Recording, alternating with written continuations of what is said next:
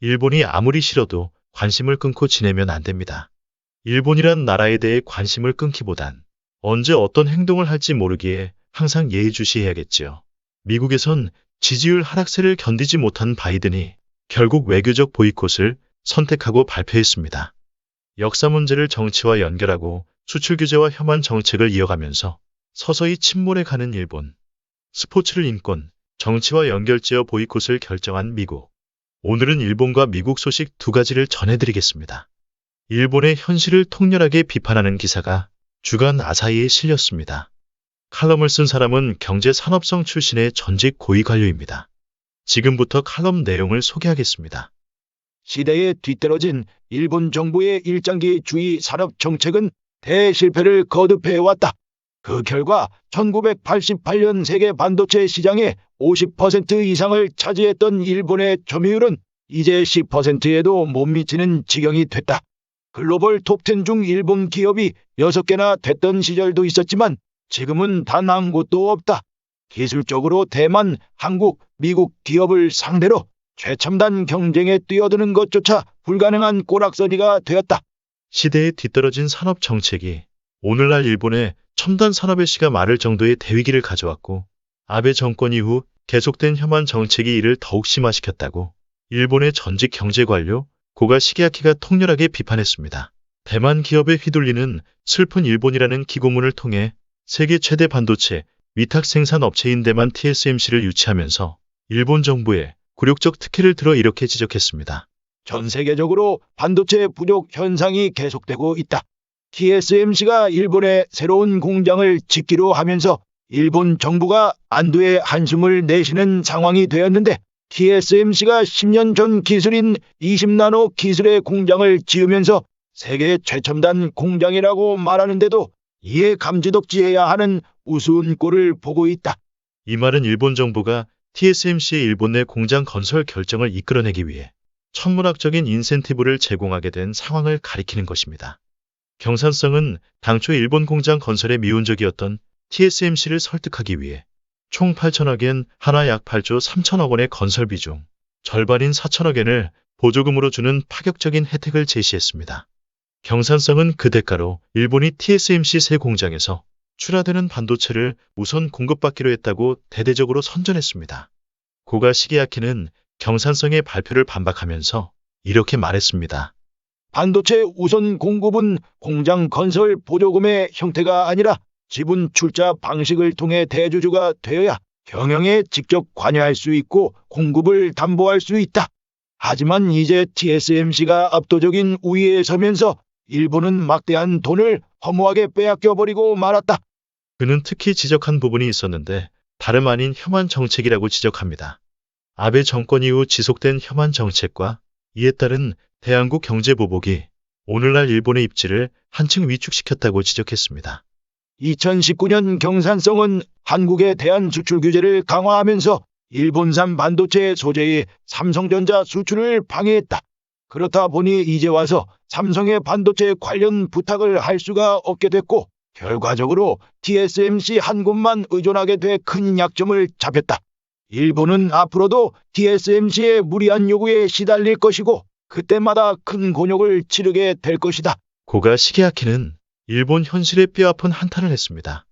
현재 일본은 최첨단 반도체 공장을 지어도 이를 활용할 수 있는 첨단 기업이 거의 없다. TSMC 공장을 유치하기에 앞서 전자, 자동차 산업의 업그레이드가 선행됐어야 하는데 현재 그런 종합적인 안목을 가진 관료가 없다. 왜 멈추지 못하는 것인가? 왜곡된 혐한 정책으로 야기된 TSMC 일변도의 정책과 국내 첨단 산업 부활의 종합적 계획이 없는 반도체 부활 플랜의 미래는 불보듯 너무나 뻔하다. 고가 시게아키는 이렇게 글을 맺었습니다. 언제까지 혐한 정책을 지속할 것인가? 언제쯤 대한민국에 무릎을 꿇을 것인가? 이걸 지켜보는 기다림도 그리 나쁘지 않을 것입니다. 기시다는 취임 전과 후에 바뀐 부분이 있습니다. 야스쿠니 신사 참배가 그것인데 재임 기간 중 참배를 하지 않고 공물만 보낸다고 했습니다. 외교 전문가인 기시다가 반보 정도 뒤로 물러서는 모습을 보였습니다. 하지만 적어도 3보 정도는 뒤로 물러나게 될 것입니다. 일본을 살리고 싶다면 말이지요. 세상에는 무시당하지 않는 절대 가치 세 가지가 있습니다. 식량과 무기, 그리고 자원입니다. 일본의 우리가 의지할 절대 가치가 없다는 이야기입니다. 하청국가 주제를 일본이 하루빨리 깨달아야 일본이 살 수 있습니다. 중국에 대해서 갈지자 외교 행보를 미국이 보이고 있습니다. 얼마 전 화상회를 통해서는 빠르고 안정된 수습 국면을 말했던 바이든이 이번엔 외교 관계를 더 얼어붙게 하는 보이콧 발표를 했습니다. 바이든 정부의 고민은 상당히 복잡한 문제를 가지고 있습니다. 중국과 군사적 긴장 관계가 심각해져서 충돌하는 일을 막아야 하지만 최근 급격히 하락하고 있는 지지율을 바라보면 중국과 화해하기보다 외교적인 마찰음을 포기할 수가 없습니다.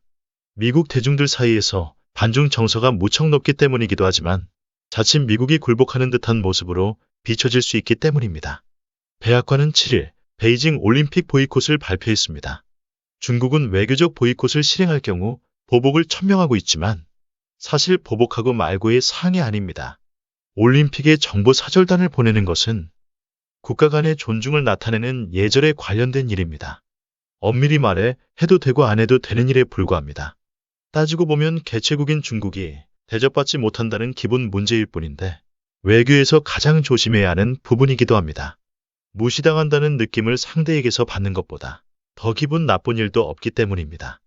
올림픽 경기와 사절단은 아무런 연관이 없지만 연관이 없는 것은 분명하지만 스포츠를 벗어나 외교로 보면 상당히 골치 아픈 문제입니다. 86 아시안게임, 88 서울 올림픽에 참석했던 외교 사절단 중에 국가 수반이나 총리를 비롯한 장관급이 몇이나 있었을까요? 평창 동계 올림픽과 비교해 본다면 하늘과 땅 차이입니다. 국가들이 올림픽이라는 이벤트를 이용해서 개최하는 국가의 국력과 관계의 중요성을 고려해서 어떤 나라를 불문하고 사절단의 수준을 결정하고 파견해 왔습니다. 국력이 강한 국가일수록 사절단의 지위나 수가 많아지겠죠. 중국은 자신 스스로 대접받을 위치에 있다고 생각하고 대접을 노골적으로 요구하는 몇 안 되는 나라이기도 합니다. 이번 베이징 올림픽에 미국은 사절단을 보내지 않겠다고 합니다. 미국이 이를 번복하지 않는다면 우리나라를 비롯한 미국과 가까운 나라들은 어떻게 해야 할까요? 이해관계가 다른 만큼 해법도 다양할 듯 싶습니다. 1980년 모스크바 올림픽을 미국이 보이콧했습니다. 우리나라와 일본은 논의도 필요 없이 불참을 선택했지만 영국이나 프랑스 등 서유럽 국가들은 다른 선택을 했습니다. 선수단을 보내대 국가대표가 아닌 개인 자격으로 출전하도록 했습니다. 미국이 보이콧을 결정할 때 서유럽 국가들과 논의하지 않았기 때문입니다. 미국을 맹목적으로 추종해서 보이콧하는 건 서유럽 국가들의 자존심이 허락하지 않았습니다. 그런다고 미국 체면을 무작정 무시할 수도 없어서 참가는 시키되 국가대표가 아닌 개인 자격으로 보낸 것입니다. 미국이 외교적 보이콧을 결정한 일에 대해서 대한민국은 어찌하는 것이 현명한 일일까요? 미국이 보이콧을 결정하면서 대한민국과 상의한 흔적은 보이지 않습니다. 알아서 기어야 할까요? 독자적인 외교 행보를 이어가야 할까요? 마침 대선 후보들이 선거운동을 치열하게 하고 있습니다. 이재명 민주당 대선 후보와 윤석열 국민의힘 대선 후보에게 공개 질문을 하면 좋을 듯 합니다. 어떤 대답을 할지도 궁금하지만 대답보다 더 궁금한 것은 왜 그런 대답을 하게 되었는지에 대한 이유가 될 것입니다. 대선 후보 답변은 아마도 듣기 어려울 것 같고 문재인 정부는 어떤 결정을 내릴까요? 제 생각에 대통령이 직접 참석하는 대신 격을 낮추어 총리를 보내는 선에서 정리하지 않을까 생각되지만 저는 대통령이 직접 참석하기를 바랍니다. 무시당의 위로가 필요한 중국의 최고의 선물이 될 것이고 대신 중국이 문재인 대통령께 참석해 주십사 하는 모습은 보여주어야 합니다.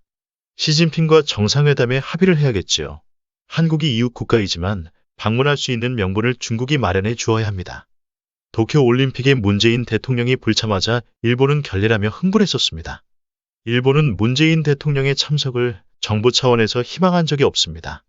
정상회담 개최를 두고 협상을 진행했지만 일본은 문재인 대통령의 방해를 정치적 이용수단으로만 생각했습니다.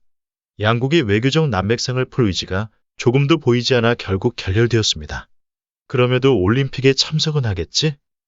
잠깐이라도 스가요시와 환담 정도는 할 수 있으니까. 산케이나 요미우리, 니온게이자 신문에서는 방해를 기정사실화했습니다. 이 정도로 기사까지 내주었으니 알아서 오라는 것이었는데 정상회담도 없고 초대하지도 않았는데 굴복해서 날아왔다. 그런 속셈이었습니다. 문재인 대통령이 날아올 줄 알았는데 개회식은 물론 폐회식까지 오지 않자 많이 삐진 것입니다. 본래 제놈들이 강하고 지위가 높다 생각하는 사람이나 나라들은 참석 인원수도 중요하지만 참석하는 수준에 더 민감합니다. 우길기를 고집하고 신사참배를 정당화하는 나라에 문재인 대통령의 올림픽에 나라가 장단 맞출 수는 없는 것입니다. 일본은 한국이 일본에 대해 총리급 외교 상대로 폄하했다고 생각한 것입니다. 시간이 흐르면 일본은 대한민국의 무릎을 꿇게 되어 있습니다. 일본은 불과 150년 전까지 문화가 경박하고 예절을 모르는 국가로 불렸습니다. 기나긴 역사에서 잠시 천한 것들에게 나라를 빼앗긴 수치를 당했지만 그때를 기준으로 일본을 두려워하고 미국이 인도 태평양 정책에서 일본을 중요시한다 해서 연장선상에서 미국이 한미일 삼각 안보 체계를 중요하게 여긴다 해서 맹목적으로 동맹이니 뭐니 하는 헛소리는 하지 않아야 합니다. 저는 일본에 단 한 가지 부러운 것이 있습니다. 가계 부채율이 낮다는 것입니다. 국민이 빚을 늘려야 하는 해결책은 이제 그만하고 일본처럼 국가부채가 늘어나서도 안 되지만 비슷한 나라들 평균치만이라도 국민을 직접 지원해서 국가가 일정 부분 책임을 져주는 것이 어떨까? 그런 생각을 해보면서 오늘 영상을 마치도록 하겠습니다.